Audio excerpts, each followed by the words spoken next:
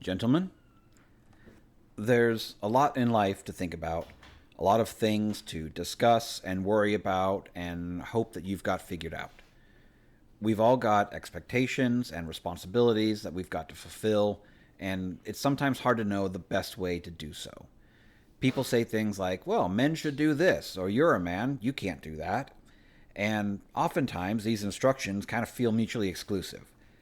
So maybe I'm being presumptive to toss my hat in the ring and offer my perspective, but I hope you'll listen and maybe chime in with your own thoughts, and together we can start figuring things out. So, with that in mind, I'd like to talk today about what it means to be masculine. The word itself conjures up a host of traits and features and emotions. Some are positive and some are really negative. Ask anybody on the street, and you'll get words like tough and independent, or emotionless and violent, or angry, or strong, or provider. Whatever the person's opinion about masculinity is, the words and emotions they use to describe it paint a picture of how men tend to act, whether it's by nature or nurture or some combination of both of them. There are definitely trends and some half remembered values from the past, but the concept of masculinity has recently become fragmented and eroded by forces that would see it destroyed forever. The last few decades have painted masculinity as both toxic and destructive, as something that needs to be stamped out for the good of civilization. And the crisis of masculinity is looming, which means that Western culture is finding itself once again in difficult times. And I believe that one of the most important ways that we can restore our cultures and our nations is for men to become masculine once again. Now, it's not the easiest thing to pin down the specifics of exactly what being masculine is, at least not in a simple and universally applicable definition. It's not just the way that men are expected to be or behave within their societies, because those expectations writhe and morph from cultural pressures. And it's certainly not a rigid set of instinctual traits that all men possess, or else the ideal of a masculine man would be universal across all times and cultures. But there are definitely some dominant elements that appear frequently, so I would say that those traits form the core of what it means to be masculine. So, to me, boiling it down, the truest meaning of masculinity would be the set of traits, behaviors, and impulses that help men best assume the roles that they were meant to within their society.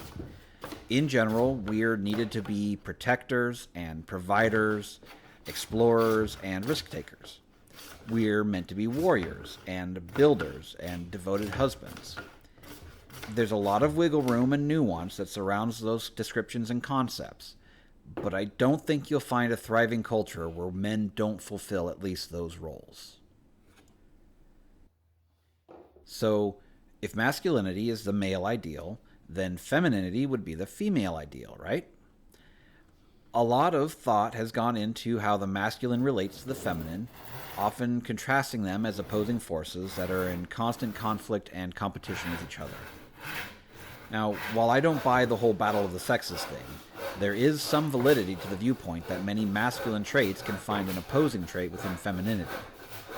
Masculine traits tend to emphasize concepts such as ordered rules, individual responsibility, and rationality, whereas feminine traits often emphasize consensus, communal responsibility, and a focus on emotional intelligence.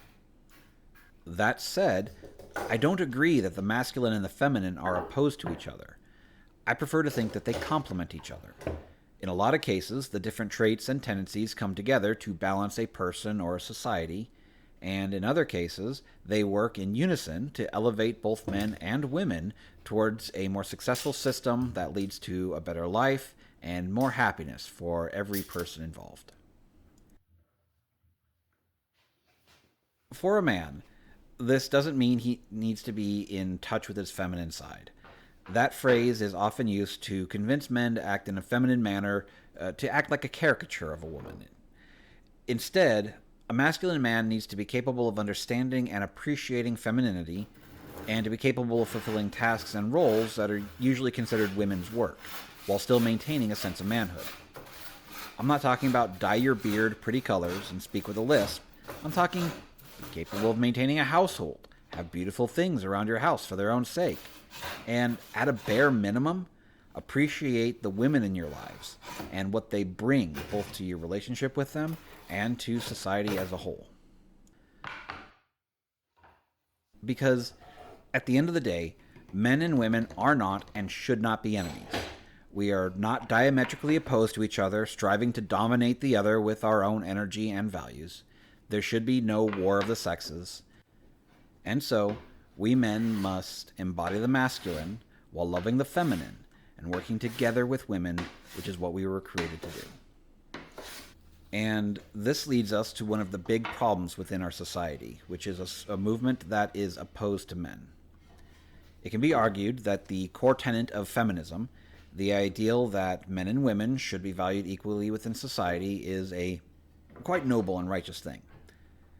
But it's the actions of feminism as a whole that has instead led to a crisis of masculinity. From the start, a core of bitterness towards men led an effort to stamp out the masculine, while imposing the feminine on everybody. You have to judge a social movement based on the outcomes of their actions, and unfortunately, we didn't end up in a place of social equality. Instead, we found ourselves within a cultural domination of the feminine. And with masculinity suppressed, we've seen a general stagnation of our culture. Empathy and feeling have become the dominant drivers of policy rather than reason or justice. Risk takers are punished or restricted, and those who would step forward to action are villainized and restrained. Men have fallen behind in education and achievement. Our workforce is swollen with filler jobs that satisfy HR quotas, and merit has taken a backseat to in-group preference. This isn't to imply that there were no problems within society before feminism took power, but I do think that the new set of problems is much less desirable for almost everybody involved. And to address the likely response to decry toxic masculinity, one simply has to contrast true masculinity with the toxic version. I'd argue that the majority of traits that could be considered toxic are in fact expressions of male urges that are not tempered and controlled by masculinity. Perhaps a better explanation is to say that toxic masculinity is just an immature form of men's natural tendencies, a child's version, if you will, of the positive attributes of masculinity that are corrupted by selfishness. The troublemaking, hedonistic, and destructive lifestyle that so many young men are plagued with is often referred to as fatherless behavior, and for a very good reason. Without a masculine father to help guide their lives and teach them how to control their baser instincts, these young men struggle to direct their energies for the good of themselves, their families, or their people. And when they reach adulthood, many are still man-children, unable to be responsible fathers, and thus perpetuating the cycle. Even women suffer from this lack of masculinity in their lives, as many are not raised to recognize good men who would make loving husbands, and so they seek the thrill that comes from dating bad boys. If we're going to make it as a culture, it is vital for men to be healthily masculine and for women to be healthily feminine. It's how we were made to be, and our psyches just feel wrong when we force ourselves out of our natures. More than that, it's been the bedrock of civilization and even survival for many thousands of years. And while that may be an appeal to tradition, I don't think that it's necessarily wrong. Discarding something that has consistently worked simply to make progress and feel superior to the past is a mistake all on its own and should not be the driving force of our nation. But even outside of the past, we need masculine men. Masculine men are resilient and unflinching in their duty, selflessly marching into toil or danger because it's the right thing to do. Masculine men bring order to chaos and emphasize discipline over self-indulgent pleasure. They bring agency and drive to everything they do, building nations and achievements and casting down their enemies. So what about feminine men or masculine women? Is there any room for femininity in a masculine man? Well, we need masculine men, and we need feminine women, and to a lesser extent, we also do need feminine men and masculine women. They bring a unique perspective, and we shouldn't reject a person just because they don't fulfill every stereotype associated with their sex. And even masculine men should not shy away from their traits or interests that tend towards the feminine just to try to put on a front and be a macho man. It really all comes down to balance within ourselves and within our societies.